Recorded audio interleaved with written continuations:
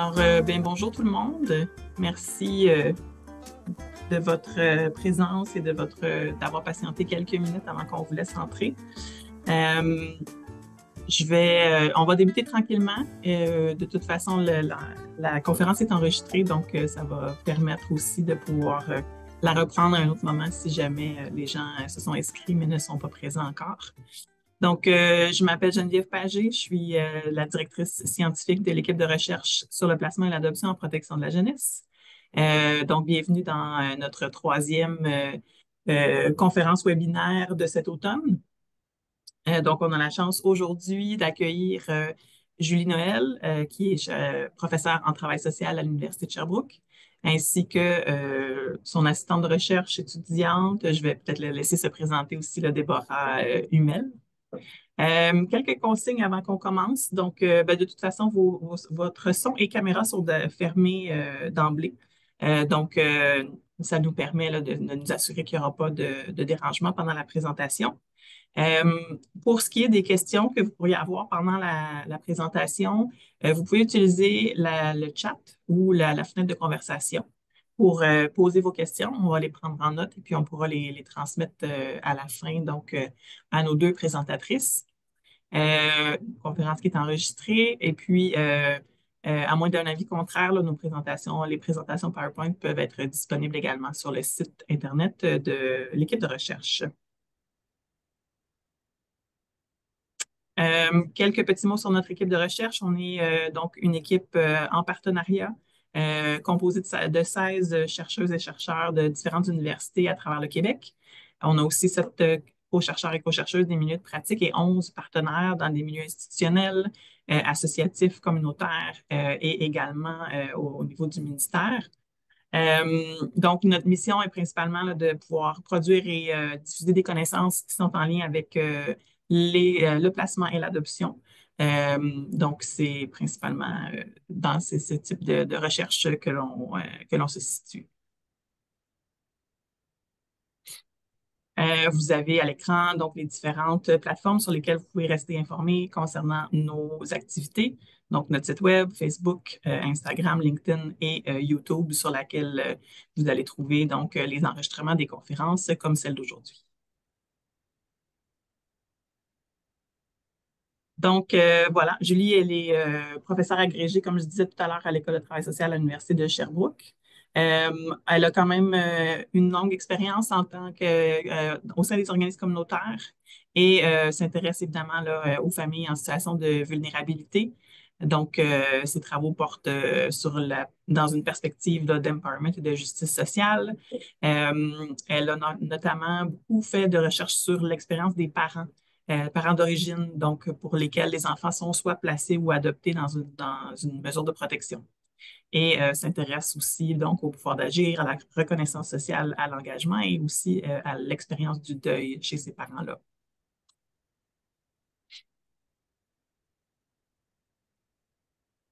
Et Déborah, oh mon Dieu, je m'excuse, Déborah, tu es professeure. Je pensais que tu étais étudiante ou on s'est trompé dans la slide. C'est parfait.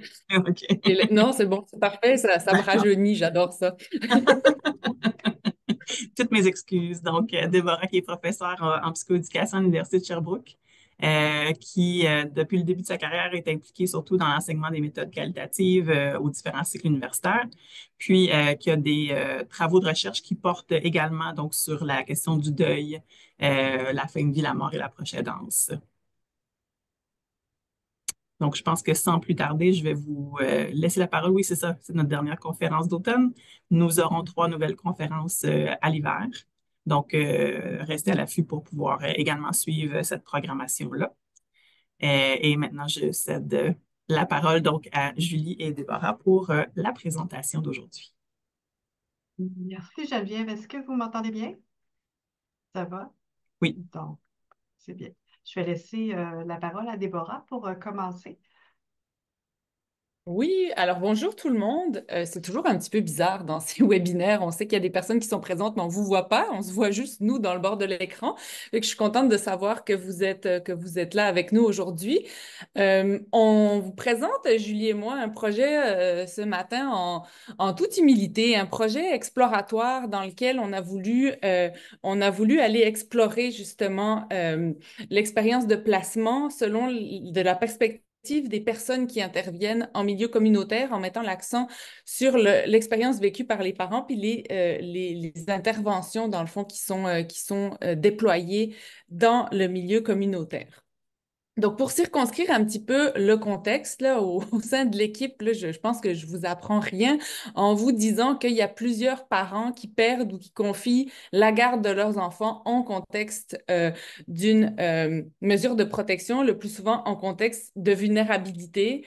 Au Québec, c'est près de 50% des enfants dont la situation est prise en charge par la protection de la jeunesse qui résident à l'extérieur de leur milieu familial.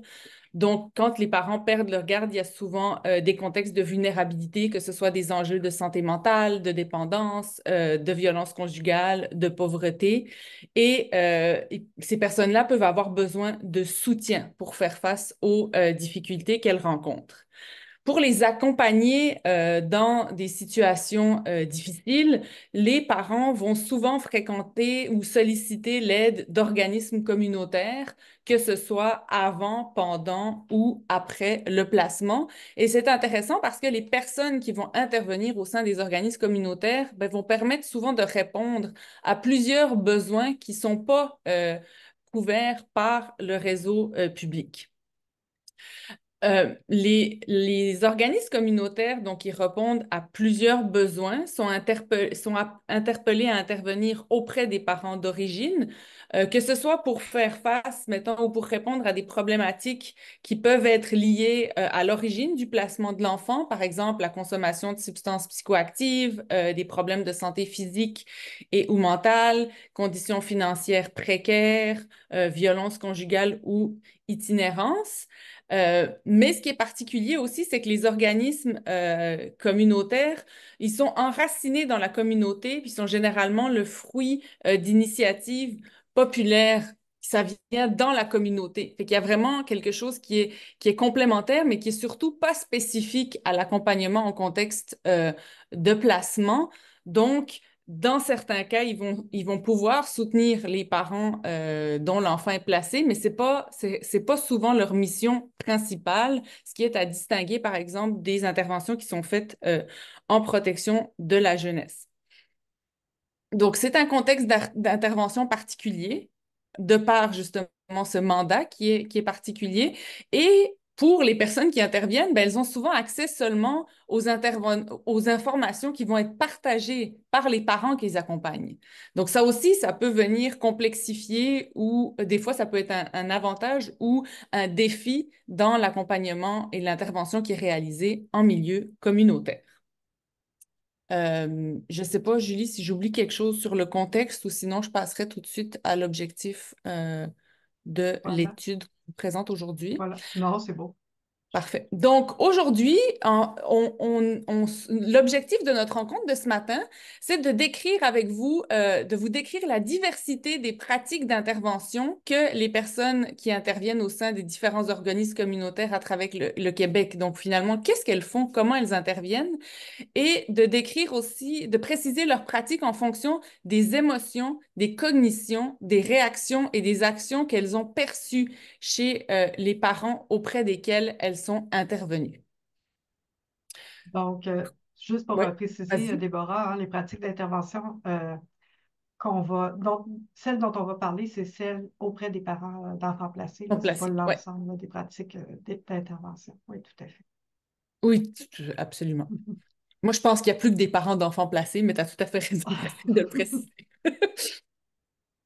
Donc, comment on s'y est pris? On a réalisé une étude qualitative selon un devis exploratoire. Donc, on a utilisé un échantillonnage intentionnel ou par choix raisonné, boule de neige. En tout cas, on a déployé beaucoup d'efforts pour essayer de recruter des personnes qui interviennent dans un milieu communautaire. Et ce qu'il fallait, dans le fond, le critère d'inclusion principal, c'est qu'il fallait qu'elles aient accompagné au moins un parent d'enfants placés en vertu de la loi sur la protection de la jeunesse. Fait que c'était vraiment, ça pouvait être, comme vous allez le voir un peu plus tard, les personnes intervenantes pouvaient travailler dans des organismes avec des missions diverses et avoir des statuts d'emploi divers aussi au sein de ces organismes. On a réussi à recruter 28 personnes pour lesquelles on a réalisé une entrevue individuelle de recherche. C'était des longues entrevues, hein, comme vous voyez, une durée moyenne de 90 minutes. Fait qu'on a quand même 28 personnes, c'est aussi beaucoup pour un devis de recherche qualitative. Donc, on a des données extrêmement riches et complètes et complexes. Et c'est pour ça que des fois, on s'y perd un peu, mais on a essayé de vous organiser ça le mieux possible pour vous donner accès à ce qu'on a trouvé qui est quand même très riche. Pour l'analyse, on a réalisé une analyse de contenu thématique. Donc voilà, le fameux échantillon. Là aussi, je pense qu'il n'y a personne qui va tomber en bas de sa chaise quand ils vont voir que notre échantillon est composé à très large majorité. Là, c'est 27 personnes sur 28 qui sont des femmes. Au niveau des fonctions, c'est plus varié. Vous voyez, la majorité des personnes, 75% sont en intervention, quelques personnes en coordination ou direction, puis une personne qui était en accompagnement en milieu de vie. Les organismes aussi, je vous en parlais un petit peu plus tôt quand on abordait le contexte. Les missions des organismes sont variées. Près de la moitié hébergement, services aux familles, travail de rue, périnatalité, centre de femmes, santé mentale jeunesse, puis ressources d'aide en gestion des émotions. Fait que ce qui est chouette, là, c'est que ça nous permet vraiment d'avoir un portrait qui est quand même très diversifié et c'est ça, le plus hétérogène par rapport à l'intervention qui peut se réaliser en organisme communautaire. Un autre élément sur lequel on voulait porter votre attention parce qu'on trouve que c'était vraiment intéressant, c'est la durée de l'intervention. Donc là, mon tableau, il est un petit peu, il n'est pas hyper lisible, mais ce que je trouve intéressant de retenir, c'est que vous voyez, la durée de l'intervention est vraiment variable. Elle varie de 3 semaines à 10 ans. 10 ans, c'est quand même vraiment impressionnant. Puis quand vous regardez, là, oui, il y a des durées qui sont de quelques mois, là, 2, 3, 6, 8 mois, mais la majorité des interventions dépassent l'année. On a 12, 24, 26, en tout cas. Fait que c'est vraiment intéressant de voir que les personnes du milieu communautaire ont souvent la possibilité de soutenir les parents pendant un laps de temps qui est plus long que ce qu'on peut souvent obtenir par les services publics. Autre information qu'on trouvait intéressante, il y a 11 personnes sur 28, donc 39%, qui ont accompagné au moins une fois le parent lors d'une rencontre avec la protection de la jeunesse. Et qu'on voit que les personnes qui travaillent en organismes communautaires ont aussi une flexibilité pour les soutenir de façon variée, comme on pourra vous le présenter un petit peu plus loin. C'est c'est ça, je pense. Et après ça, ben, je pense que ça, c'était toi. C'était-tu toi, Julie? Oui, je peux En tout cas, poursuivre. Ouais. je En pourrais fait, poursuivre. Déborah vous a parlé de la variété des interventions qui se font au sein des organismes communautaires. Puis, quand on regarde la variété des prises de contact, ce qu'on voit, c'est que parfois, c'était bien avant le placement. Il y a des personnes intervenantes qui nous disent qu'ils connaissaient déjà les parents. Parfois autour du retrait parce que les parents vont aller solliciter l'aide à ce moment-là et parfois après le placement de l'enfant où est-ce que l'entrée en contact avec l'organisme va se faire. Donc, ça pose des défis sur le plan de l'analyse aussi parce que les personnes, lorsqu'elles arrivent dans l'organisme, n'arrivent pas au même moment, pas au même endroit dans le processus de placement non plus. Donc, ça fait des défis supplémentaires sur le plan de l'analyse. Et ce qu'on a aussi, c'est qu'il y a des parents qui vont faire appel au service de façon spontanée, alors que d'autres vont être référés par la protection de la jeunesse parce que ça fait partie de leur plan, de leur plan d'intervention. Euh, donc, il y a vraiment une grande variété là, de la prise de contact là, qui peut être faite.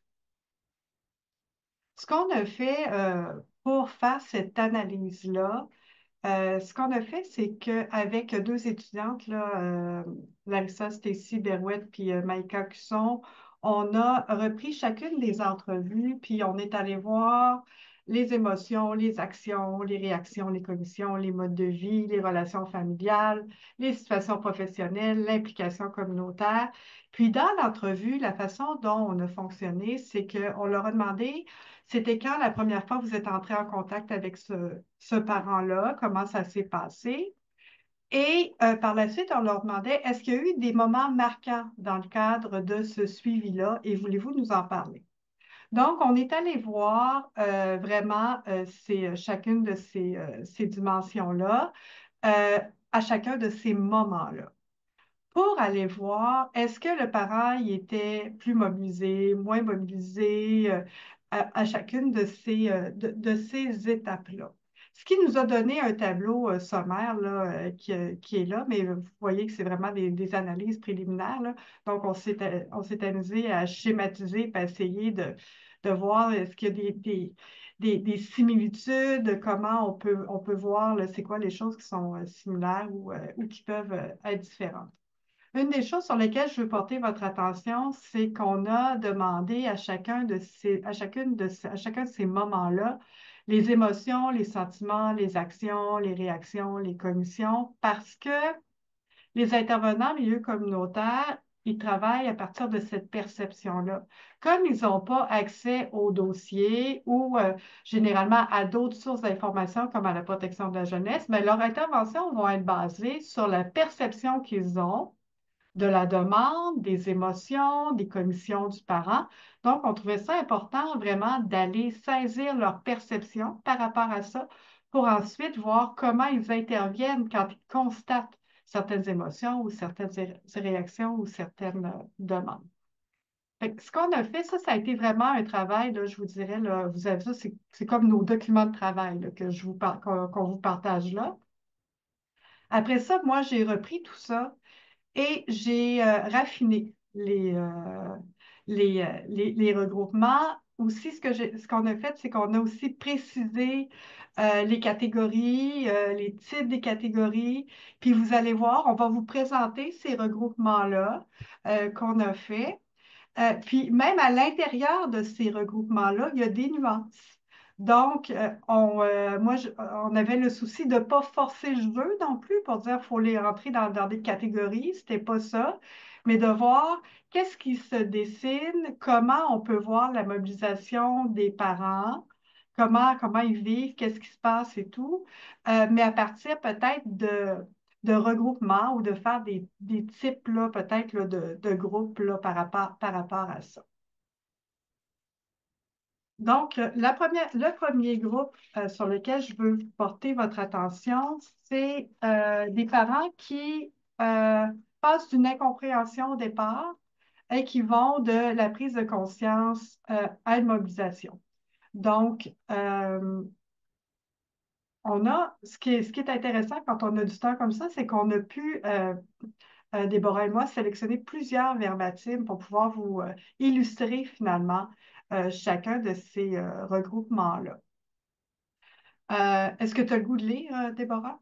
Oui, je vais devenir l'intervenante R14 en ce moment-là, qui nous dit, mais au début, quand elle me parlait qu'il y avait peut-être la possibilité, donc que l'enfant soit placé, j'avais l'impression qu'elle était dans un autre monde. Elle ne croyait pas que ça pouvait arriver.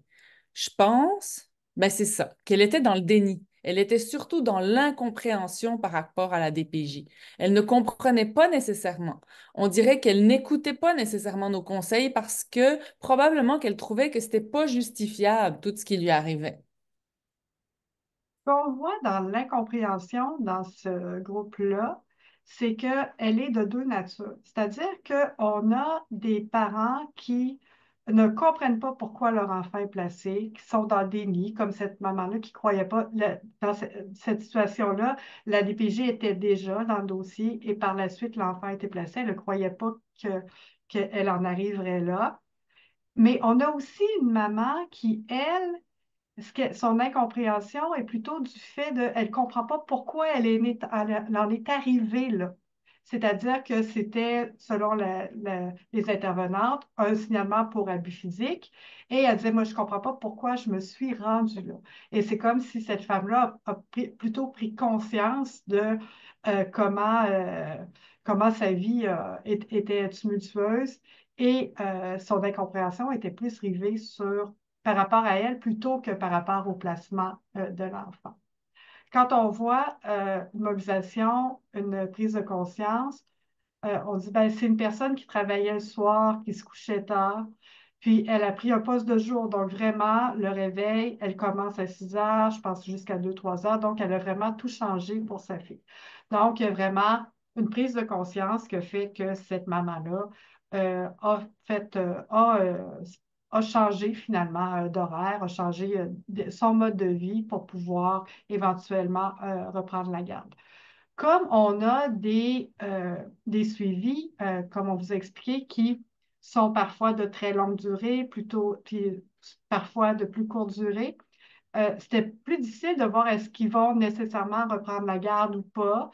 Mais ce qu'on voyait, c'est que dans ce regroupement-là, c'est qu'il y avait une forte mobilisation du parent et il n'y avait pas d'appréhension par rapport à l'intervenant qui disait OK, là, elle se mobilise, mais finalement, moi, j'ai pas confiance, où on voyait vraiment qu'il y avait quelque chose qui était potentiellement possible vers une reprise de la garde.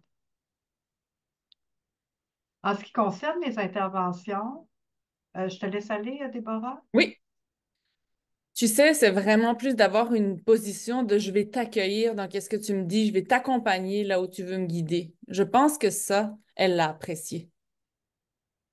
C'est quelque chose qui n'est pas unique à ce groupe-là.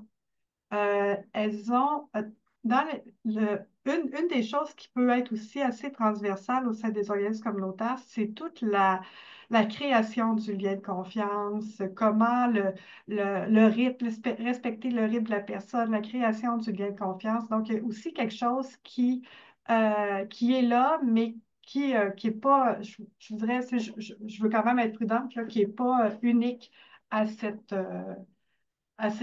catégorie-là. Je te laisse poursuivre. Oui. Lui, psychologiquement, il arrivait plus à être disponible tellement il était bombardé d'un bord puis l'autre. Donc, tu sais, on a essayé d'aller dans la réponse de ses besoins immédiats pour ensuite le rendre plus disponible à être présent pour ses enfants. Ça a été beaucoup de le soutenir, mais aussi de valoriser son engagement paternel pour pas qu'il se désengage auprès de ses enfants, hein. Dans cette situation-là, on a aussi le vécu partagé. On a des intervenants qui sont allés à domicile, ils ont travaillé beaucoup sur ses compétences parentales, puis même sont allés aussi à domicile faire de la cuisine avec lui. Donc, il y a eu beaucoup de choses qui ont été faites pour que monsieur fasse des apprentissages là, assez rapidement. L'autre catégorie qu'on a, c'est la mobilisation fluctuante et vous allez voir encore là, on a des variations là, par rapport à cette fluctuation-là. Il y a le profil de mamans qui ont plusieurs enfants, qui se désengagent de leurs enfants, mais se mobilisent beaucoup pour la nouvelle grossesse. Donc, on a quelques situations là, vraiment où est-ce qu'on voyait que l'engagement était pour la nouvelle grossesse, mais qu'il y avait vraiment un désengagement, comme si les autres enfants, on les a perdus, mais celui-là, tu sais, il y a vraiment une volonté de garder ce nouvel enfant-là et il y a toute une mobilisation autour de ça. J'ai choisi d'illustrer celui-là avec une situation qui se passe dans un organisme communautaire euh, en milieu rural où est-ce que toute la non, non seulement les intervenantes, mais il y a aussi toute les gens qui fréquentent l'organisme aussi, qui sont beaucoup mobilisés auprès de cette maman-là pour la soutenir. Donc, on a un premier vertine qui dit, ouais, elle est revenue enceinte. Ah non, tu n'es pas encore revenue enceinte, mais qu'est-ce que tu as pensé? Mais tu sais, on trouve ça plate qu'elle soit revenue enceinte aussi, mais tu sais, je pense que c'est tout ce qui lui reste dans la vie, elle, faire des bébés. Euh, donc, on a sur le plan de l'intervention une mobilisation qui a été faite par non seulement les intervenantes, mais aussi tu sais, une bénévole au sein de la famille. Je te laisse lire peut-être, Déborah. Mhm. On avait une bénévole qui aidait cette famille-là. C'est une mère monoparentale, puis on avait une bénévole qui parrainait cette famille-là. Puis nous, on était deux intervenantes de l'organisme plus la personne. Puis là, l'intervenante de la DPJ dit, ben vous êtes beaucoup, là, vous êtes beaucoup trop. Pourquoi il y a tant de monde que ça ici? Mais la mère a eu assez de vitesse d'esprit pour dire, ben c'est toi qui m'as demandé de me faire un filet de sécurité. Ben il est là, mon filet de sécurité. On s'aperçoit que dans cette situation-là, l'organisme est très, très, très, très présent pour cette maman-là. Et même que lorsqu'elle a perdu la garde de l'enfant, le lendemain, parce qu'elle fait du bénévolat, elle était là à l'organisme pour être au vestiaire, à la friperie, pour faire son travail de bénévolat. Donc, le lendemain matin, elle était vraiment, vraiment à ses fonctions, à son travail. Elle fait ce travail-là avec sa propre mère au sein de l'organisme. Donc, on a toute une communauté hein, de personnes qui s'étaient vraiment mobilisées autour de cette maman-là pour vraiment la soutenir. Et lorsqu'elle a perdu la garde, ben, il y a eu ce sentiment d'impuissance-là qui a été aussi partagé. Donc, c'était pas la maman qui le vivait difficilement, mais il y a eu tout ce sentiment d'impuissance-là qui a été vécu par les intervenantes par la suite, parce qu'elle aussi, elle s'était beaucoup investie qu'elle puisse là, regagner là, la garde. Là. Je te laisse lire, Déborah. Tu sais, c'est ça, je pense, le pire sentiment humain.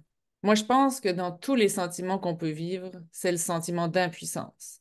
Puis je pense qu'on en souffrait aussi à l'organisme. Tu sais, c'est ça, ça touche une des membres de notre communauté. Ça touche pas juste elle, tu sais, je veux dire, tout le monde était triste, puis tout le monde était touché, était fâché, comprenait pas.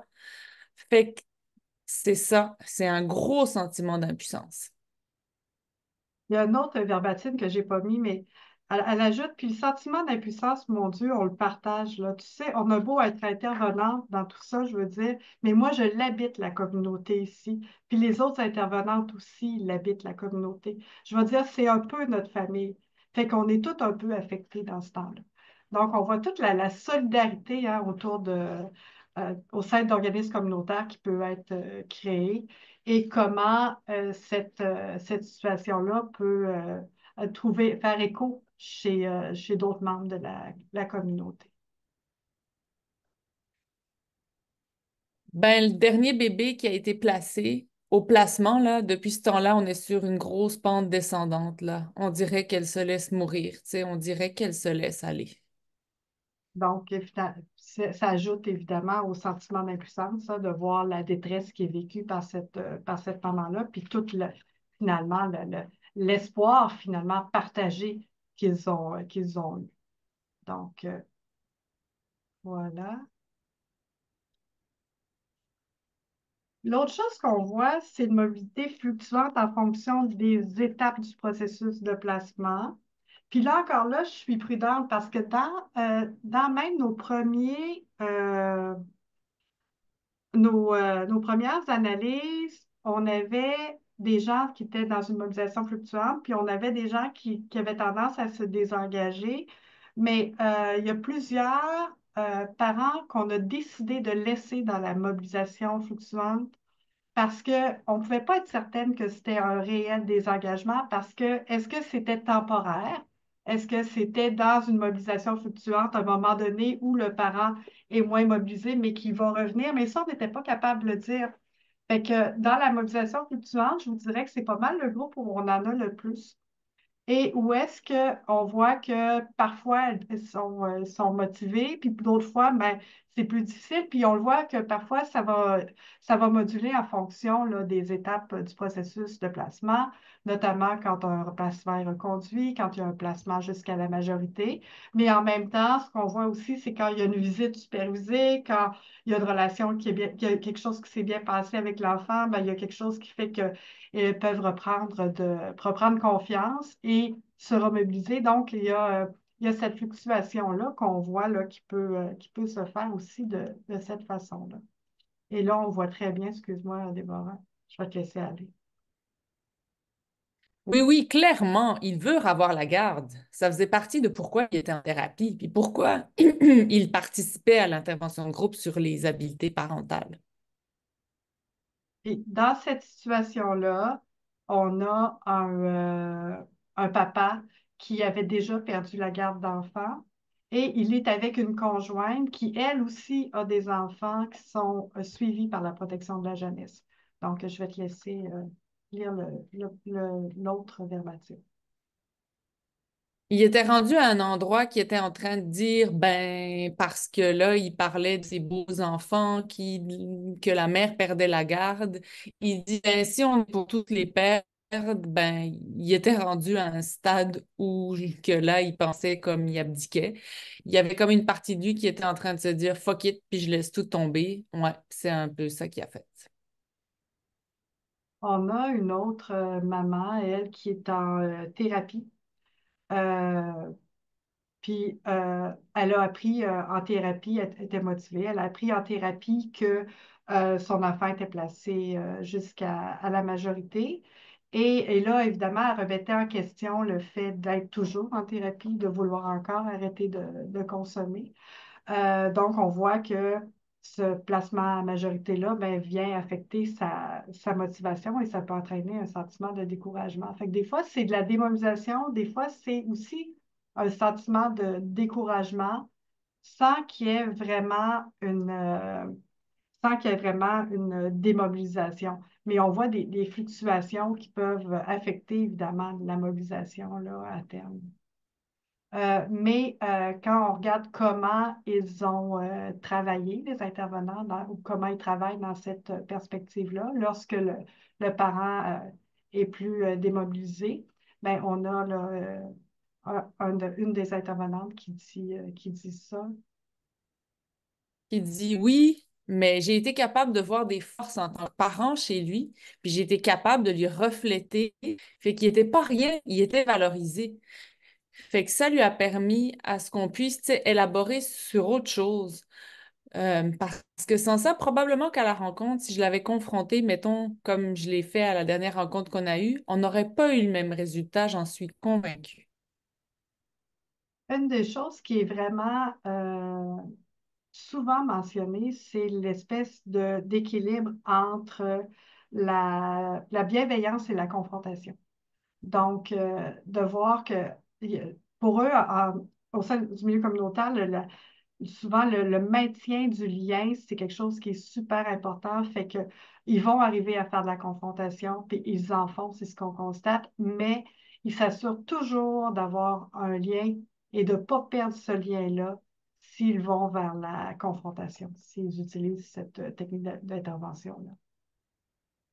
Quand on a l'autre maman là, que je vous parlais qui avait perdu la garde de ses enfants alors qu'elle était en thérapie, ben, voit dans cette situation-là, c'est une intensification là, des services là, qui ont été et du soutien à cette maman-là.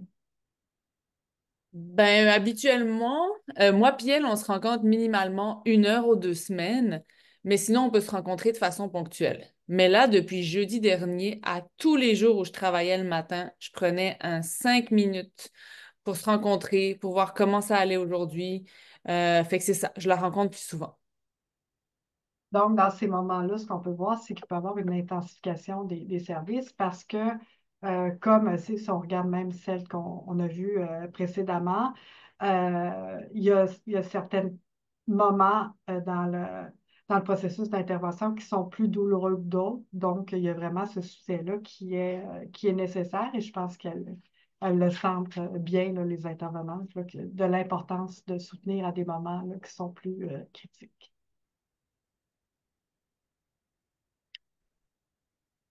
Euh, L'autre catégorie qu'on a, c'est l'acceptation du placement. Donc, on a, et là, vous allez voir encore quelques nuances là-dedans, on a l'acceptation du placement dès le retrait de l'enfant. Euh,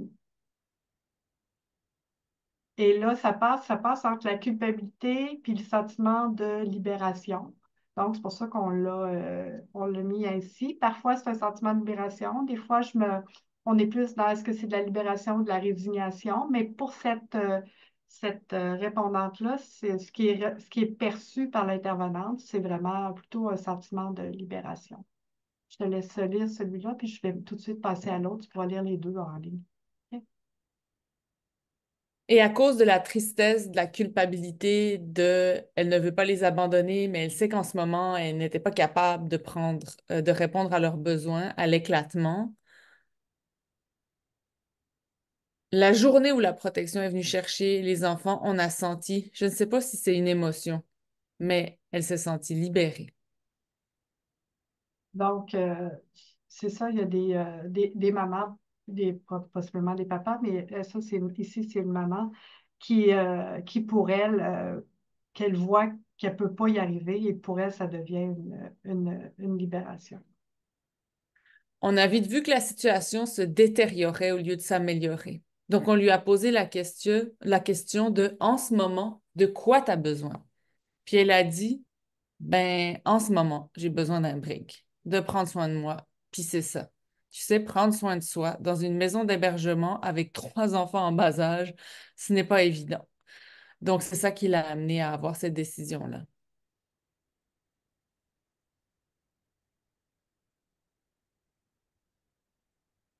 Donc, on a aussi une autre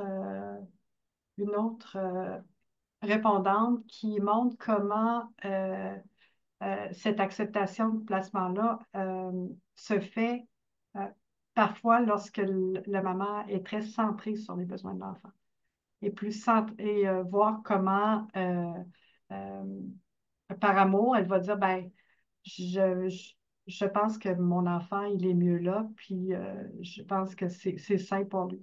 Donc, on a ici un exemple d'une maman qui est plus centrée sur les besoins de l'enfant que sur ses propres besoins à elle. Puis que là, elle s'est ouverte, puis qu'elle a dit, moi, je le sais que, tu sais, je trouve ça difficile. Mes enfants ne sont pas avec moi, mais je sais que c'est le meilleur milieu pour eux. C'est ce qui est le plus rassurant.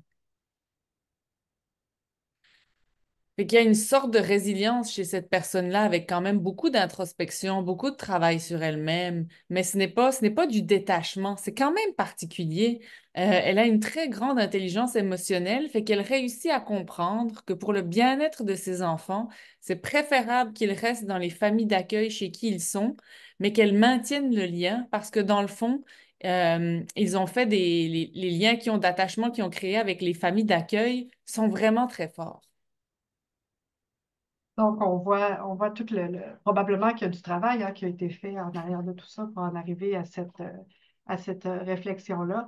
Mais on a vraiment une maman ici qui accepte le placement et qui le fait là, pour les besoins là, de l'enfant. J'en ai un autre ici, puis on n'était pas capable de le classer parce que fait qu'on a dit qu'il est possiblement en processus d'acceptation. Parce que euh, le premier placement, c'était un placement de l'enfant en foyer de groupe. Et la maman voyait qu'effectivement, l'enfant avait de grands besoins et qu'elle n'était pas capable d'y répondre et qu'il avait besoin finalement d'être placé en foyer de groupe. Sauf que par la suite, le, euh, l'enfant a été placé chez la grand-mère maternelle. Et ça a été plus difficile à vivre pour la mère. Mais le premier placement en soi, le foyer de groupe, ça a été quelque chose avec lequel elle était tout à fait d'accord. Je te laisse lire, Déborah. Ce que je trouvais bien intéressant quand il y a eu le transfert dans le foyer de groupe qui était spécialisé en stimulation, c'est qu'elle était comme tout à coup libérée, là, tu sais, elle était contente qu'il y ait des services encadrés, puis elle réalisait que il lui offrait ce qu'elle pouvait pas lui offrir. Et là, quand il y a eu le placement chez sa propre mère, ce qu'il faut savoir, c'est que cette jeune fille-là, elle avait été placée, elle, à l'adolescence. Donc, se demandait bien comment sa propre mère pouvait avoir la garde de son enfant jusqu'à 18 ans, alors qu'elle n'avait pas été capable de la garder jusqu'à 18 ans. Donc, ça a réveillé là, plusieurs choses en elle lorsque ce placement-là a eu lieu.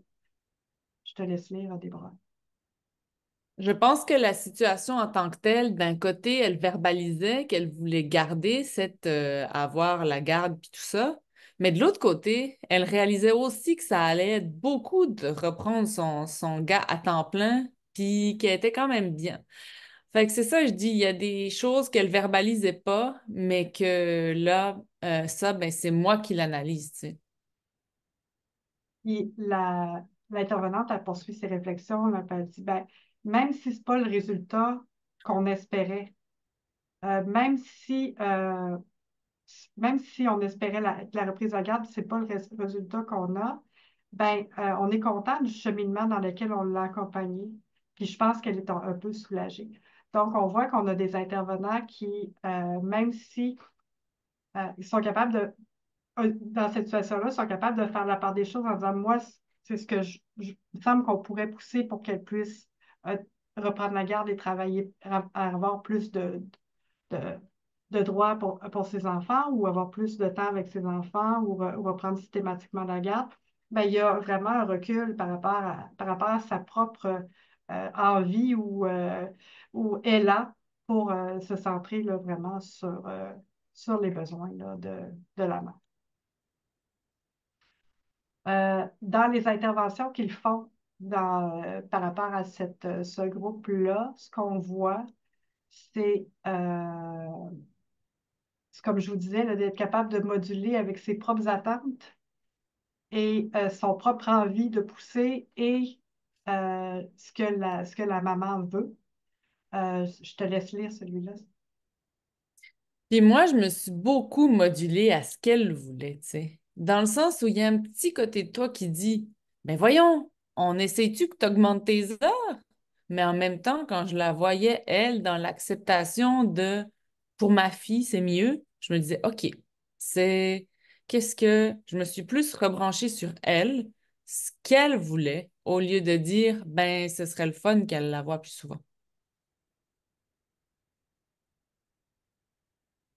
Autre chose qu'ils font, c'est, il y en a une qui disait, ben, on travaille beaucoup sur les forces, avec de l'indulgence aussi envers soi-même, hein, parce que pour pas que ce soit vécu comme un sentiment d'échec, mais plus comme une réalité, un contexte qui fait que il y a pas une possibilité de reprise de garde, puis que c'est mieux pour que les enfants restent placés. Euh, Puis il y a euh,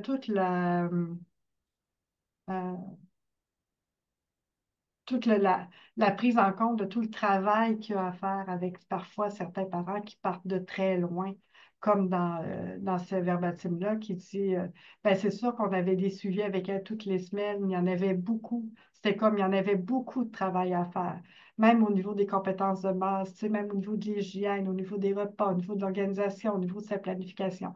Donc, ils sont aussi capables de constater, de dire ouais, mais la marche est haute. La marche est vraiment haute, donc, il y a pas de, ils ne vont pas aller pousser là, pour que la mère entame des procédures ou qu'elle demande plus, là, mais qui sont très conscients des capacités là, actuelles de la mère.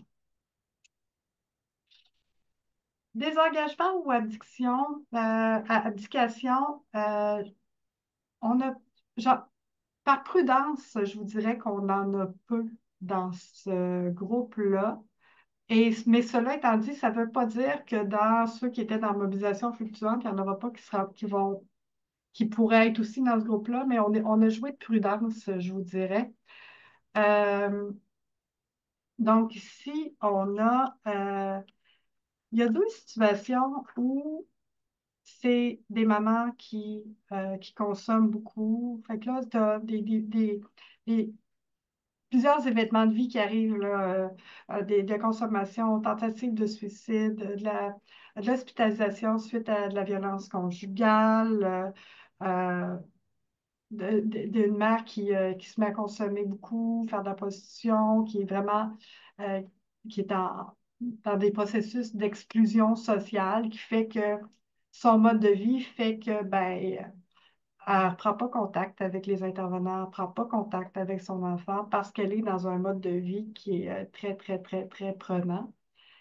Et on a aussi la situation où une intervenante a le sentiment que c'est une, euh, un épuisement des ressources personnelles de par tout ce qui est demandé et de par toutes les tâches que cette maman-là devait faire pour avoir la garde de son enfant.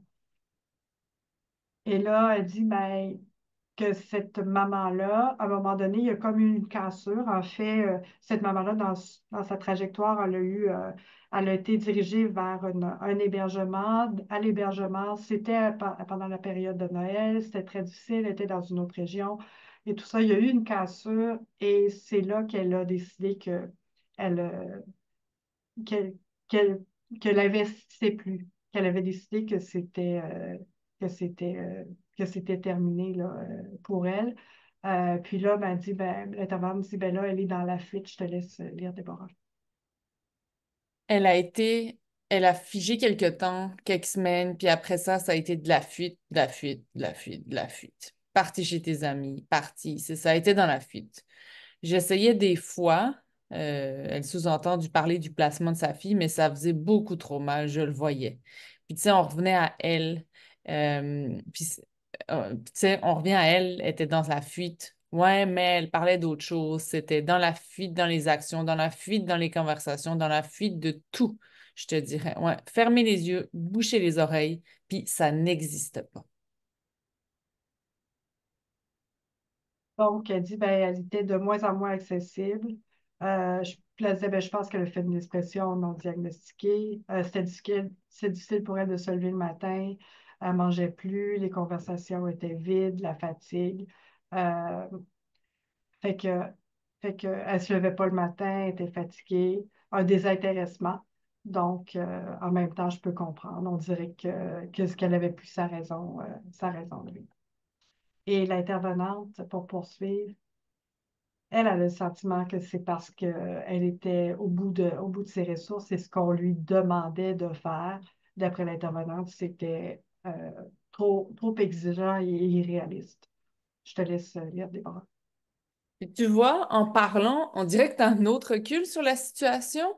Puis tu sais, ça ne faisait pas de sens. Mais en même temps, quand on en reparlait avec la personne, ben, il y avait une liste de rendez-vous qu'elle devait prendre. Fait que là, j'ai dit, bon, ben, voici les gestes que tu as à prendre. Mais même les intervenants de chaque millier disaient que ça n'avait pas de sens parce que fallait qu'elle aille, par exemple, une rencontre chez tel organisme, à la maison de la famille, à tel autre organisme. Tu sais, c'était comme une liste, puis il y avait même la madame du deuxième organisme, la psychologue qu'elle avait rencontrée pour sa dépendance affective. Ben, elle disait, ça se peut pas, ça rentre pas dans un horaire. Ça peut pas être aussi simple d'avoir autant de rencontres. Il y a cette possibilité-là que peut-être que cette maman-là en est venue peut-être à abdiquer en disant, ben, c'est too much ce que vous me demandez, puis c'est pas réaliste. Donc, il y a cette perception-là là, de la part de cette intervenante-là. Dans les interventions, euh, on va faire une intervention qui est centrée sur le rythme de la personne. Donc, c'était vraiment là, la façon dont ils l'ont accompagnée. Je vous dirais, ce que j'en comprends, elles auraient été là à peu près à toutes les rencontres avec la protection de la jeunesse, sauf une.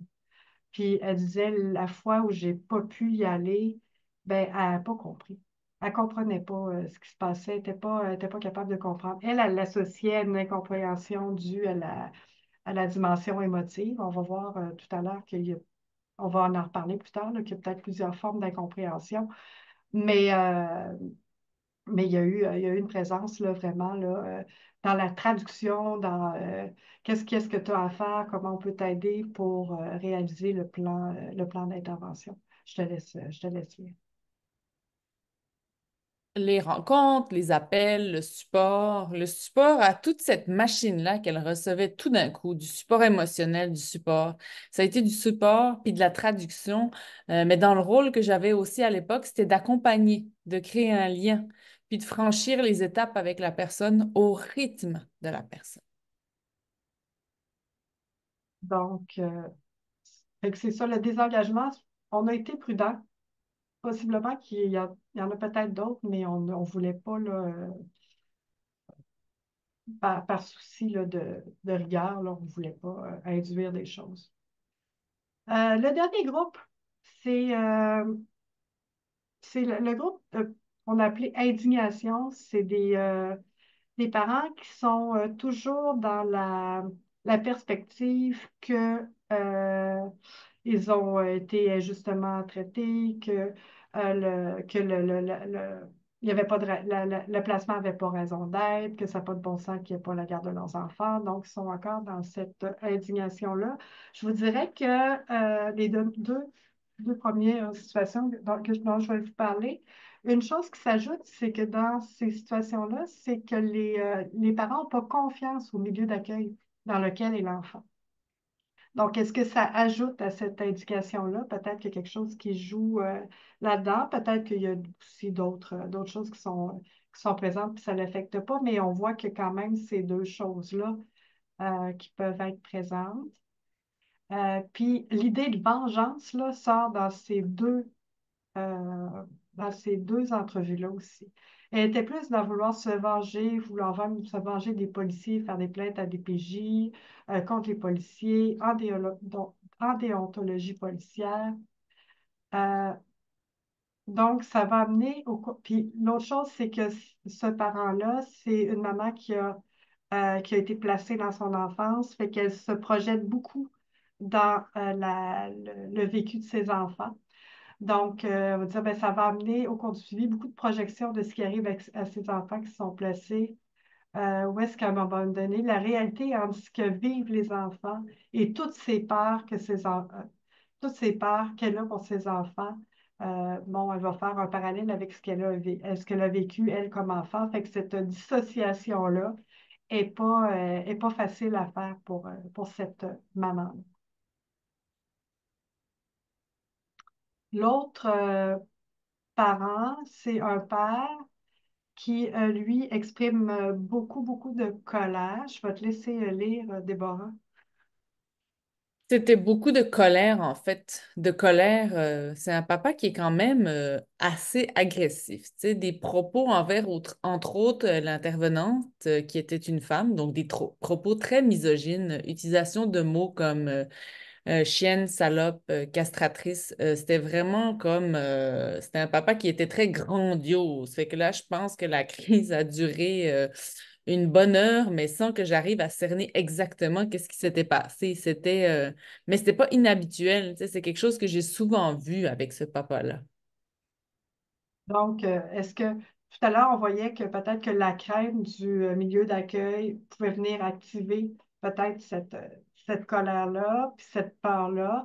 Ici, on est peut-être plus dans quelqu'un qui, comme il est connu pour peut-être son agressivité potentielle, ben, peut-être que c'est quelque chose qui est déjà là. On est dans une situation de conflit sévère de séparation. La mère était en reprise de garde, donc lui n'était pas d'accord avec ça. Il disait qu'ils étaient tous les deux grands consommateurs, puisque c'est quelqu'un qui consomme aussi des drogues dures. Donc, il avait peur là, pour son enfant aussi, parce qu'il n'avait pas confiance là, que la mère pouvait reprendre la garde de ses enfants. Fait que les interventions, on a deux types d'interventions ici. On a une intervention qui était plus centrée sur les émotions, sur la reconnaissance des émotions. Je te laisse lire. Il n'y a pas de nuance dans ses émotions. Ou elle est contente, ou elle est en colère. La tristesse dans ça, ça sort en rage, en colère, en vouloir se venger, en vouloir faire sauter la DPJ. Et que ce que j'observais était que toute émotion se transformait en colère. Puis ça, et puis que cela n'aidait pas ses interventions avec le centre jeunesse et les autres en général. Au niveau relationnel, ça pouvait créer des problèmes aussi. Donc, travailler à plus nommer. Et avec son accord, je lui ai dit que j'allais toujours lui demander ce qu'étaient les autres émotions. Parce que souvent, il y en avait plusieurs mélangées. C'est quoi les autres émotions? Travailler vraiment à agrandir ce qui l'amenait euh, après à nommer de façon plus juste plutôt que de dire je suis choquée de votre décision, je suis déçue de votre décision. Ça me fait de la peine ce qu'elle était à la fin du suivi, vraiment en mesure de nommer plus, de façon beaucoup plus fine et de ne pas être dans un automatisme d'être en colère tout de suite, d'être capable vraiment, dans le ici et maintenant, de dire la vraie émotion qui était derrière. Donc, on a un suivi ici où est-ce que la centration de l'intervention est sur vraiment la reconnaissance de l'intervention, alors que l'autre, on est plus dans une intervention qui va porter sur la responsabilisation du père. Puis Puis là, elle raconte, ouais, c'est intéressant parce qu'elle raconte comment, en détail vraiment comment elle a fait une intervention. Je te laisse aller. Puis souvent, on discutait, puis il me disait, ah ben, c'était l'affaire. Moi, je vois ça comme ça. Toi, tu vois ça comment? Puis je me rendais compte des fois qu'il utilisait clairement les mots qui étaient sortis de ma bouche comme si c'était ses idées. Puis là, j'étais comme, mais c'est correct, t'as le droit, tu sais, sauf que ça te représente pas. Fait que après ça, tu nommes les grands principes, mais t'es pas capable de les agir parce que ça t'habite pas. Fait qu'il endormait les intervenants de la protection de la jeunesse avec ses beaux discours. Puis là, on arrivait à la mise en action, puis ben non. Non, non, non, ça, les babines puis les bottines, ça allait pas ensemble. Fait que là, il appelait, puis là, il me disait, OK, ben là, je passe. Tu sais, je passe à la cour telle date. Tu sais, j'aimerais ça pouvoir exprimer ce point-là au juge. Toi, tu le dirais ça comment? Non, mais toi, tu vas dire ça comment? Fait que je me suis fait prendre une à deux fois. Puis après ça, j'étais comme, c'est quoi ton argumentaire à toi? Développe. Explique-moi à moi, c'est plus facile. Mets tes idées. OK, là, tu m'as tout expliqué ça. Prends-toi un papier, prends-toi des notes pour quand tu vas y aller. Arrive préparé. Tu penses qu'ils ne te croiront pas que tu as fait ton suivi en toxico? OK, ben arrive avec des preuves. Ton intervenant peut t'en signer un papier, là. Tu penses qu'ils ne te croiront pas que tu nous vois une fois par semaine pour pouvoir travailler un peu taux social? Ben parfait, je vais t'en écrire une lettre. C'est vrai que tu l'as faite. Tu es venu à chaque semaine faire des cuisines collectives avec nous pendant tant de temps. Mais tu sais, fallait vraiment faire attention à tout ce qu'on lui disait, à tout checker tout le temps parce que ça pouvait être utilisé d'une manière ou d'une autre. Et parfois, c'était assez surprenant. Donc, on voit ici toute la responsabilisation hein, de remettre là, vraiment là, au papa là, toutes les actions pour pas ce qu'on entend dans le sous-texte, là, c'est pour pas être mal interprété ou instrumentalisé. Là. Le dernier, qui est toujours dans l'éducation, mais on n'est pas dans la crainte par rapport au lieu de placement. Mais il y a, ce qu'on voit, c'est qu'il n'y a pas de centration sur les besoins de l'enfant. On a des parents et une maman, là, ici, on a pris le, parce que on avait rencontré, l'intervenante vous avez parlé des deux, mais on avait la maman euh, qui, euh, qui vraiment est très, très centrée sur elle, mais pas sur ses enfants. Ils cherchent des raisons. Ils disent qu'on est là-dedans. On accuse un peu l'infirmière Holo qui est venue à la maison. On accuse Pierre Jean-Jacques dans le temps des fêtes qui aurait pris, mettons, le bébé pour des côtes. On n'a jamais été dans une acceptation là, des motifs. 2 ans et demi plus tard, nous sommes encore au même point. Jamais les motifs de compromission ont été acceptés. Ils n'ont jamais. Ils ont toujours nié les motifs de compromission. Fait que l'intervention, c'est d'essayer vraiment de se centrer sur la réalité parce que visiblement, ce qu'on comprend, c'est que on a des parents qui réalisent pas nécessairement ce qui se passe ou qui sont pas centrés sur ce qui se passe ou pas centrés sur les enfants. Je te laisse aller, Déborah. Entre la compréhension qu'il y avait, plus les résultats de cours et de documents que j'avais, je faisais, tu sais, ça ne va pas dans le même sens. Tu sais, elle voyait qu'elle allait reprendre ses enfants, mais le document nous disait, je diminue les visites, les heures. Tu sais, on était à 2 jours semaine de visite. Là, on est à une. Donc, je veux pas te contredire, mais donc, j'ai commencé l'accompagnement lorsqu'il fallait l'annoncer à DPJ pour le bébé. Donc, j'ai une maman à mon bureau qui pleure, qui dit qu'est-ce que je vais faire? Est-ce qu'il faut que je leur dise? Je vais leur mentir. Fait qu'on a fait un travail de voir que l'important, c'est la transparence, ce qui avait été reproché avant parce qu'ils ont menti en cours et c'est ce qui a fait que ça a dégénéré un peu encore. Nécessairement, quand tu as un interdit de contact, que tu dis que le père est super violent, que vous n'êtes plus ensemble et que tu es enceinte, En trop fait, petit. c'est ça, hein, on a un couple où est-ce qu'il y a 2 enfants placés à majorité, puis le dernier, le bébé, il est adopté. Puis, dans cette situation-là, c'est finalement l'intervenante qui a amené les parents à parler de la grossesse à l'intervenante de la TPJ.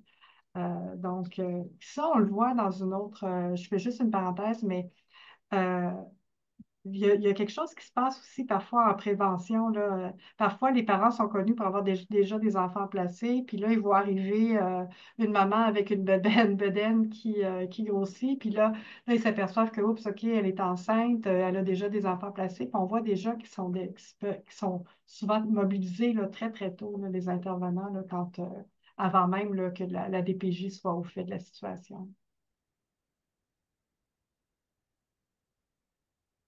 Puis, pour mon- on poursuit avec comment ces parents-là sont pas centrés sur la réalité. Là, le dernier verbatim, tu sais, c'est en janvier, là, on est en cours d'urgence parce que les enfants réagissent trop. Excusez-moi, en décembre, en novembre, avant les fêtes. On a une diminution de contact. Je suis obligée de dire je suis obligée de dire qu'on ne va pas dans le bon sens. En janvier, arrêt total parce que les enfants vont vraiment pas bien après les visites. Je vous ai épargné les détails. Donc, en ce moment, dans mon accompagnement, je m'excuse, hein, moi, je vois pas Que veux-tu que je... j'essaie de faire comprendre à la mère entre son besoin, ce qu'elle croit et la réalité.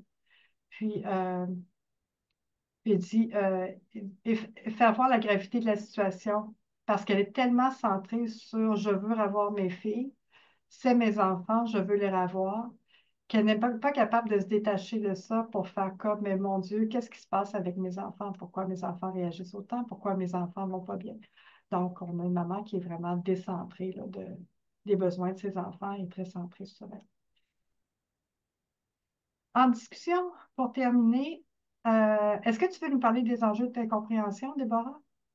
Oui, ben avec plaisir. Ça va te permettre de prendre une gorgée d'eau aussi, si tu veux, avec tout ce que tu as parlé. Euh, ce qu'on voulait partager avec vous, c'est qu'à à la lecture des verbatims, puis quand on réfléchissait à la façon de les organiser, on a l'impression que l'enjeu d'incompréhension pouvait vraiment être comme une lunette qui nous aidait, nous, paradoxalement, à comprendre l'expérience de ces différents vécus ou trajectoires. Puis on pense qu'il y a plusieurs niveaux d'incompréhension. Il peut y avoir de l'incompréhension qui émane plus d'un enjeu au niveau de l'introspection. Tu sais, typiquement, l'exemple dont parlait Julie juste avant, là, de regarder juste elle, de regarder juste la maman, mais de pas aller voir à l'intérieur de soi qu'est-ce qui peut se passer, qu'est-ce qui est un peu plus profond, de s'arrêter juste au premier niveau. Donc, c'est mes enfants, je veux les revoir, ça n'a pas d'allure. Ben, il y a pas d'introspection nécessairement qui a été faite par rapport à qu'est-ce qu'il peut faire ou quel rôle je peux avoir joué ou quelle est éventuellement ma part de responsabilité dans ce qui arrive dans la situation. Ça peut être une des sources d'incompréhension. Mais dans certains cas, on avait l'impression que c'était davantage de l'ordre d'une limitation, que ben, peut-être que certaines personnes peuvent avoir une limitation vraiment cognitive ou qu'il y a des choses qu'ils ne comprennent pas, qu'ils ne sont pas en mesure d'entendre, euh, que ça peut être une limitation, c'est ça, au niveau intellectuel ou en lien aussi avec l'autre élément, un envahissement émotif. Là, on le sait que quand l'émotion prend toute la place, ben on peut pas le comprendre ou c'est difficile de comprendre quand les émotions prennent toute la place. Donc, si l'incompréhension a des sources qui sont variées ou qui proviennent pas de la même chose, ben on peut suggérer que l'intervention ou l'accompagnement qui serait pertinent de faire va pas être le même si on est dans un envahissement émotif, ben c'est peut-être pas le moment de revenir de façon drastique à la réalité. On va peut-être d'abord commencer par accueillir l'émotion, faire baisser l'émotion, puis d'aller travailler, par exemple, davantage la compréhension cognitive quand le volcan émotionnel aura peut-être été un petit peu résorbé.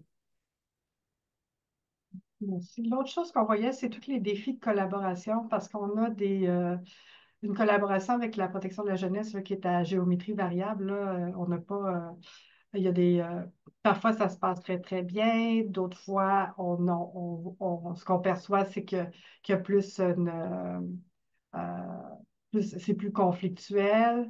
Donc, il n'y a pas de mécanisme non plus hein, qui viennent baliser là, ces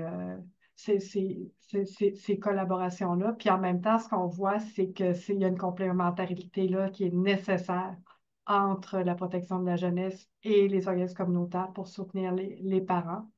Mais qu'il y a des défis de collaboration. Puis des fois, ça va même jusqu'à des organismes qui vont fonctionner mieux, mais aussi des personnes dans les organismes et des personnes à la DPJ avec qui ça fonctionne mieux. On le voit dans certaines entrevues où on dit, ben, ça fonctionnait super bien jusqu'à temps qu'il y ait une autre intervenante qui arrive, puis là, c'était plus difficile la collaboration, de travailler avec elle. Des fois, c'est les personnes qui sont en place, des fois, c'est des organisations pour qui c'est plus difficile. Ce qu'on voit, c'est qu'ils sont souvent dans des postures d'alliés euh, pour créer là, vraiment un sentiment de proximité, soutenir le lien de confiance, mais ça n'empêche pas la confrontation parce on l'a vu beaucoup aussi, là, cette capacité-là à confronter les parents, mais toujours dans la perspective où il ne faut pas briser le lien. Donc, il y a toujours cette dualité-là là, entre, pas cette dualité-là, mais ce prérequis-là finalement pour la confrontation. Puis, en terminant, je pense qu'une des choses sur lesquelles on veut porter votre attention, c'est comment on voit que comment ça transparaît dans les entrevues, comment c'est des intervenantes engagées. Bon, j'ai mis intervenante parce il y a un homme, là, mais ça ne l'exclut pas, là, qui sont souvent très touchés par l'expérience, ce qui est vécu par les parents. On voit aussi qu'ils sont très disponibles d'ouverture, puis des fois de l'ouverture à faire des rencontres là, à l'extérieur des heures d'ouverture de l'organisme, des déplacements que généralement ils ne font pas. Donc, on voit aussi qu'ils vont élargir là, souvent leur offre de services puis pour essayer d'accommoder, pour essayer d'en faire plus. Donc, vraiment, cette disponibilité-là, cette ouverture-là. Le vécu partagé, on est beaucoup dans le faire avec, développer des habiletés. On l'a vu beaucoup. Même être présente à l'accouchement, c'est le genre de choses qu'on peut lire à travers les entrevues. Fait il y a vraiment un engagement là, de plusieurs intervenants et que le soutien va dans plusieurs sphères de vie, là, que ce soit de l'accompagnement à une faillite, à apprendre à faire du ménage dans son appartement, à travailler sur des habiletés parentales, gérer des émotions. Donc, on voit là, qu'il y a vraiment une très, très, très grande variété là, d'interventions là, qui sont faites au sein des organismes communautaires puis qui sont méconnues. Je pense que cette place-là est pas vue. Je pense qu'elle n'est pas vue. Puis je pense que cette reconnaissance-là est importante pour les organismes communautaires puis les intervenants qui ont vraiment à cœur le bien-être des parents qui les accompagnent. Avant que tu passes à la prochaine, Julie, on ne l'a Oui, pas mis vas-y. sur la diapositive, là, mais on voulait aussi juste souligner les forces puis les limites là, du processus de recherche là, qu'on a réalisé. Donc, les forces, là, je pense que vous le voyez, c'est la richesse puis le détail et la grande quantité de données qu'on a qui nous permettent quand même de proposer un portrait qui est très complet de l'expérience. Puis moi, je pense que c'est une force d'avoir la vision des intervenantes, même si on rajoute on pourrait nous dire que ben là, on rajoute un degré de distance, puisque c'est pas l'expérience directe des parents, mais de pouvoir avoir accès au processus réflexif des personnes intervenantes qui sont dans le milieu communautaire. On pense que c'est un atout puis une des forces du projet. Après, dans les limites, ben, c'est des personnes qui sont très motivées. Tu sais, les personnes, c'est comme, on trouve souvent là, un biais de sélection dans les études, là, les personnes intervenantes qui ont accepté de faire, qui ont répondu à l'appel, qui ont pris en moyenne 90 minutes pour raconter leur expérience d'intervenant, ben, c'est peut-être pas surprenant non plus que ce soit des personnes qui soient très engagées, qui aient de l'ouverture, de la disponibilité. Donc, il faut aussi considérer éventuellement un petit biais de sélection parmi les résultats qu'on vous propose. Oui, merci, Déborah. Donc, en terminant, on voulait vous laisser sur cette petite citation-là. Je te laisse lire, Déborah, pour terminer. Que l'enfant soit placé ou quoi que ce soit, que la DPJ soit dans le dossier ou plus dans le dossier, ben elle, la mère ou plus généralement le parent, on reste là. Puis elle est encore là, tu sais, c'est ça. C'est pas le lien avec l'enfant qui nous lie nécessairement l'un l'autre, tu sais. Fait que ce qu'on voulait un peu souligner par cette citation-là, c'est que ben, l'intervention dans les organismes communautaires est plus flexible, n'a pas de fin. Puis même si l'enfant est placé, même si peu importe la circonstance, souvent, ben, ces personnes-là, elles ont la possibilité de continuer à recevoir du soutien dans les organismes communautaires, des gens qui ont pu connaître aussi l'histoire du placement. On le sait que dans le processus de deuil, le lien est important, fait que de garder un lien avec l'organisme communautaire, ben, ça peut aussi être une façon de faire continuer à vivre l'histoire de l'enfant, fait que c'est vraiment des milieux qui peuvent être précieux pour soutenir, on se rappelle, une population qui est souvent euh, aux prises avec de multiples vulnérabilités. Merci. Merci pour votre attention. Puis, on va pouvoir passer là, à la période d'échange avec vous. Merci énormément, Julie et Déborah. En fait, j'ai trouvé ça vraiment rafraîchissant de vous entendre parce que pour beaucoup, ben pour moi personnellement, pour certains collègues aussi, tu sais, on a tendance à beaucoup regarder ce qui se passe au niveau de la pratique à l'intérieur des CCDCUS et des établissements au niveau de la protection de la jeunesse. Fait que là, on dirait que d'avoir ce regard-là, effectivement, ben, je pense que Déborah, tu le mentionnais tout à l'heure, là, ce regard autre et un peu externe là, des intervenants du communautaire qui, justement, tu sais, ont ce lien privilégié-là aussi, je pense, avec les parents d'origine. Euh, donc, c'est vraiment très, très complémentaire et ça amène, en tout cas, je trouve, une perspective fort intéressante là, sur ces expériences-là. Donc, merci beaucoup.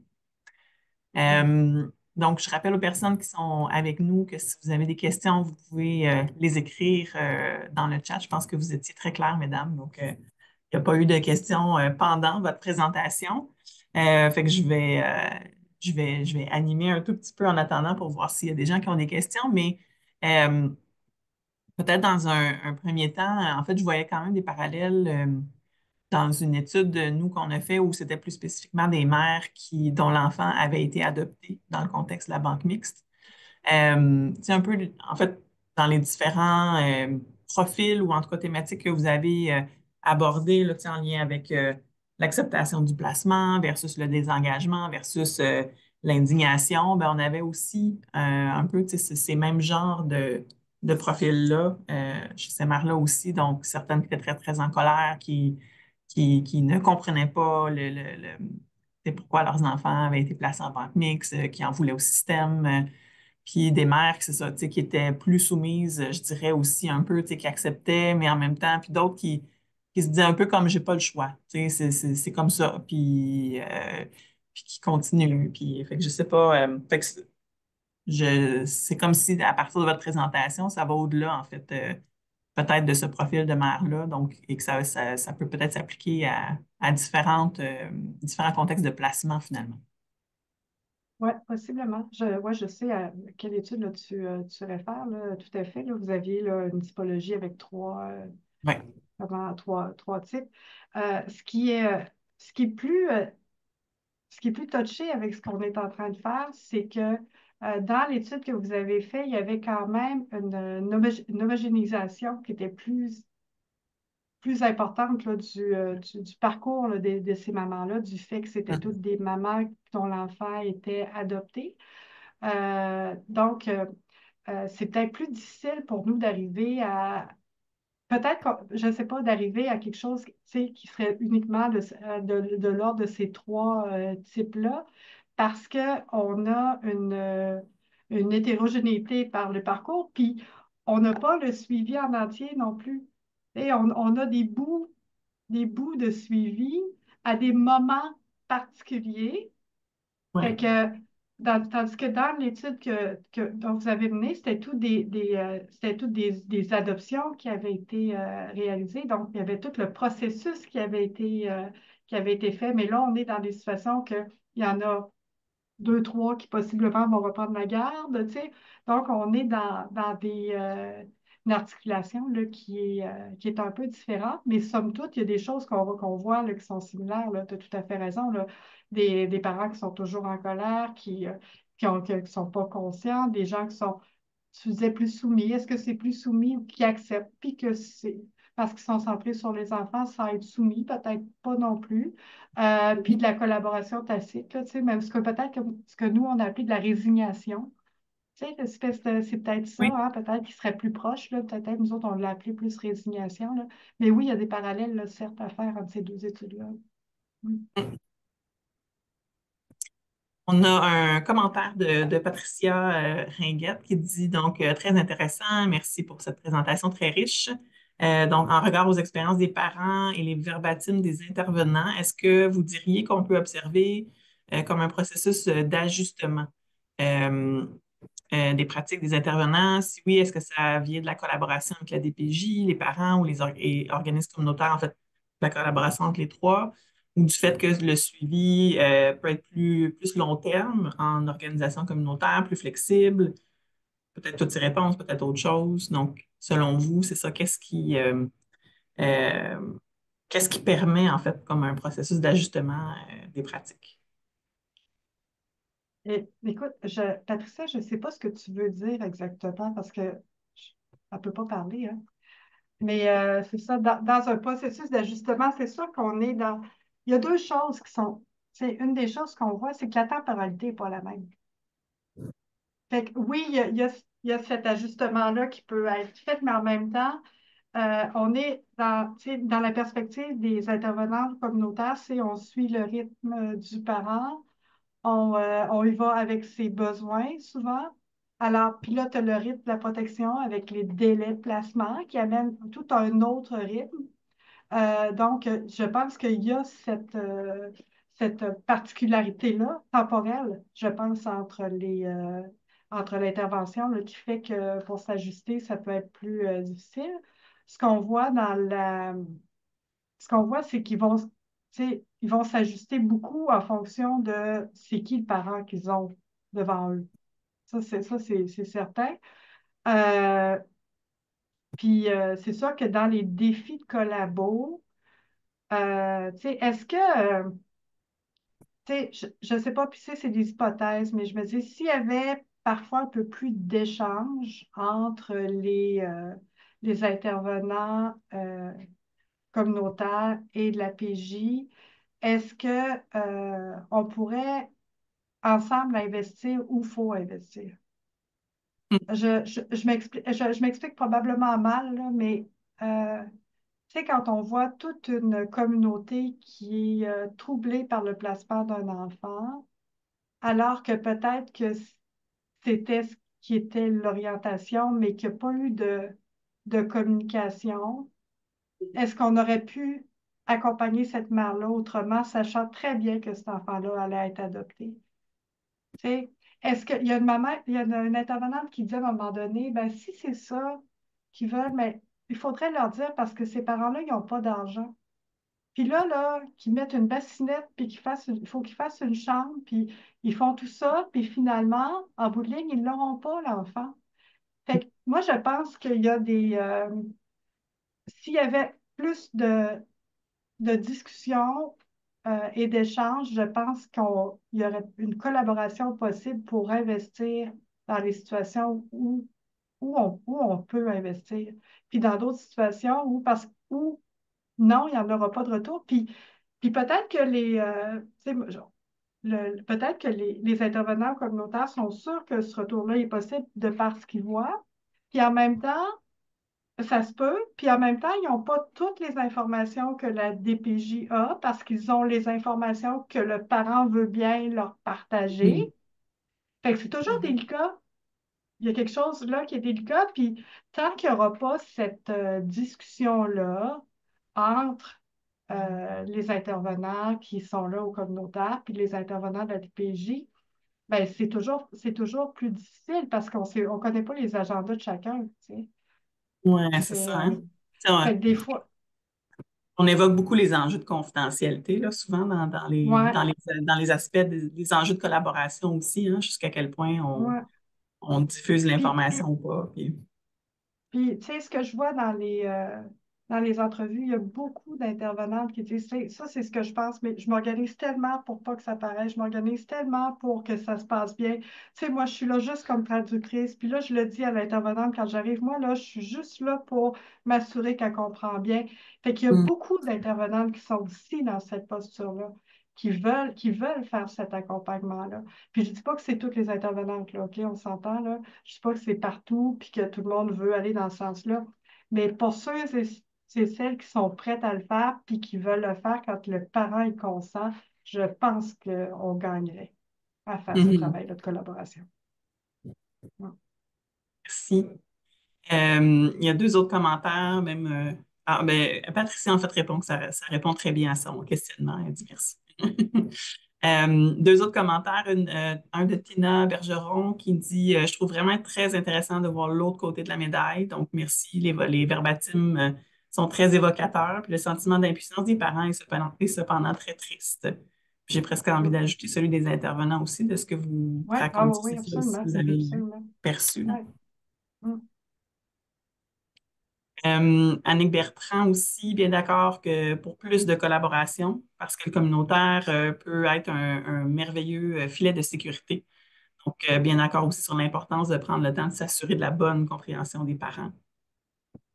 Est-ce que, une question qui m'est venue en vous écoutant aussi, surtout avec la fin de la discussion ou les enjeux de collaboration avec la DPJ notamment, mais est-ce qu'au niveau du communautaire, on observe une plus grande stabilité des intervenants comparativement à la DPJ, par exemple, ou... Écoute, je n'ai pas ce portrait-là. Tu sais, j'ai des intervenantes tu sais, là, tu me dis ça, puis je vois une entrevue qui dit, tu sais, nous, on est une équipe stable, puis on ne bouge pas, puis, mais tu sais, c'est une entrevue là, qui vient tu sais, mais j'ai pas les données, là. On n'a pas les Est-ce que données, mais ce qu'on peut voir peut-être plus, c'est qu'effectivement, il y a des suivis qui durent. Tu sais, dans les entrevues, il y a certains suivis qui durent. Fait que dans les suivis qui durent, logiquement, c'est des gens qui sont restés, mais effectivement, c'est le seul, peut-être la pointe de l'iceberg d'informations qu'on a, mais c'est pas des questions Hmm, qu'on a posées. OK. Parce que dans tout ce que vous présentiez en termes aussi là, de développement de liens de confiance, de travail, en fait, là, qui est fait, par exemple, au niveau des émotions, au niveau de prendre conscience et tout ça, ben, c'est sûr que si s'il y a un roulement important d'intervenants, j'imagine que c'est beaucoup plus difficile à atteindre que si c'est quelqu'un qui reste la même personne. Puis comme vous disiez, c'est au-delà du placement aussi. Donc, c'est des intervenants qui peuvent potentiellement accompagner les parents sur beaucoup plus longtemps. Puis le respect du rythme, là, puis, tu sais, puis même, tu sais, plus que le rythme, là, tu sais, je vois là, dans une entrevue notamment là, comment on va apprivoiser un parent, tu sais, qui est très méfiant, tu sais, parfois juste à rester à côté en parlant pas beaucoup, tu sais, juste par la présence, puis tranquillement entrer en contact, tu sais, on voit aussi là, dans les entrevues, là, c'est la méfiance des parents là, qui est nommée et tout le travail là, juste de créer ce lien-là, là, qui demande aussi du temps, là, Mhm. effectivement. Puis mais cette compréhension-là du besoin d'être approché tranquillement, puis de tisser, de créer ce lien de confiance-là. Mm. Peut-être un petit mot de la fin pour vous, mesdames, en terminant. Je ne sais pas si vous voulez ajouter quelque chose. Ben, merci beaucoup. Merci d'avoir été là. Merci pour vos commentaires et, euh, et la discussion. Puis je pense que effectivement, tu sais, ça fait plusieurs années que je m'intéresse aux mères d'enfants placés. Puis je pense que le filet de sécurité, je pense que c'est les organismes communautaires pour ces mères-là. Puis je pense il y a vraiment, ils ont vraiment un rôle très, très, très important à jouer là, pour les soutenir. Mm. Oui, Merci. assurément. Mm. Merci, c'est un très beau mot de la fin. Puis peut-être un dernier petit commentaire qui est apparu aussi de Marie-Jeanne Oui, c'est ça, Tremblay. Oui, j'avais envie peut-être de le lire pour que tout le monde oui. l'entende. Merci, Marie-Jeanne Tremblay qui remercie pour la présentation, ça fait plaisir, puis qui nous dit qu'en tant qu'intervenante au programme qualification des jeunes, nous avons un pied dans le réseau et un pied dans le communautaire, et selon elle, la collaboration des deux secteurs est vraiment essentielle pour mieux accompagner les parents et les jeunes adultes qui quittent la DPJ. Fait que merci parce qu'effectivement, ça va exactement dans le sens de la discussion, fait que c'est chouette d'entendre que ça vient aussi du terrain. Merci. Mhm. Merci. Excellent. Donc, mais merci beaucoup encore une fois, Julie, Déborah. Merci aussi à toutes les personnes qui ont assisté à la présentation aujourd'hui. Donc, je vous souhaite une belle fin de journée et puis on se revoit après les fêtes pour de prochaines conférences de l'équipe de recherche.